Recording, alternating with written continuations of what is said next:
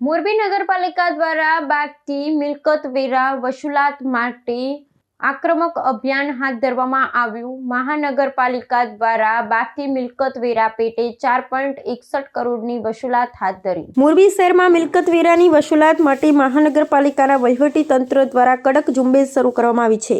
આ કાર્યવાહી અંતર્ગત શહેરના વિવિધ વિસ્તારોમાં લાંબા સમયથી કર વેરો ન ચૂકવનાર 37 આસામીઓની મિલકતોને તંત્ર દ્વારા સીલ મારી દેવામાં આવ્યા છે।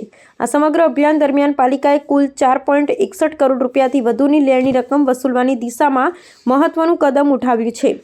નગરપાલિકાના મુખ્ય અધિકારીના માર્ગદર્શન હેઠળ મહેસૂલ વિભાગની વિવિધ ટુકડીઓએ ઔદ્યોગિક અને વ્યાપારી એકમો પર આકસ્મિક તપાસ હાથ ધરી હતી। વહીવટીતંત્રના જણાવ્યા અનુસાર વારંવાર સૂચનાઓ અને નોટિસ આપવા છતાં કર ન ભરનારા મિલકત ધારકો સામે આ શિક્ષાત્મક પગલાં લેવામાં આવ્યા છે।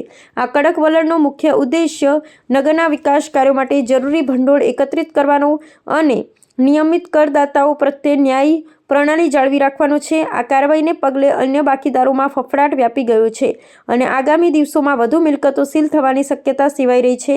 સ્થાનિક સત્તાધીશોએ નાગરિકોને અપીલ કરી છે કે તેઓ અપ્રિય પરિસ્થિતિ બચવા માટે સમયસર પોતાના બાકી વેરા જમા કરાવી દે। તંત્ર દ્વારા આગામી સમયમાં રહેણાંક અને અન્ય સંકુલમાં પણ સઘન તપાસ શરૂ કરવામાં આવશે તેવા સ્પષ્ટ સંકેતો આપવામાં આવે છે।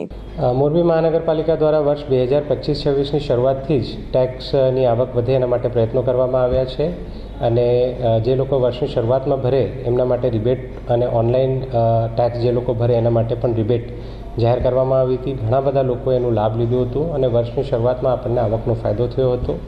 વર્ષ દરમિયાન આપણે આપણી વેબસાઇટ અને એપ કાર્યરત કરી જેથી લોકો ઘરે બેઠા ટેક્સ આપી શકે અને આ સુવિધા હોવાના કારણે ઘણા લોકો પોતાની અનુકૂળતા પ્રમાણે ટેક્સ ભરી દે છે, જે કારણે આ વર્ષના ટેક્સમાં વધારો જોવા મળ્યો છે। ગયા વર્ષે કુલ વસૂલાત 22 કરોડની આજુબાજુ થઈ હતી, જ્યારે આ વર્ષે પ્રોપર્ટી ટેક્સમાં લગભગ 24 કરોડથી વધુના ટેક્સ, પ્રોફેશનલ ટેક્સમાં 2.5 કરોડથી વધુનું ટેક્સ, ગ્રામ્ય વિસ્તારમાંથી આવતા ટેક્સમાં 2.5 કરોડથી વધુનું ટેક્સ અને અધર ટેક્સમાં પણ લગભગ 3 કરોડ જેટલી આવક અત્યાર સુધીમાં થયેલી છે।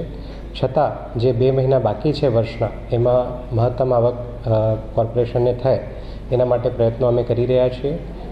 દરેક જે મિલકત છે એને અમે સપ્ટેમ્બર મહિના બાદ જે પ્રથમ નોટિસ આપણે કહીએ છીએ બિલ એ ભજવ્યું હતું।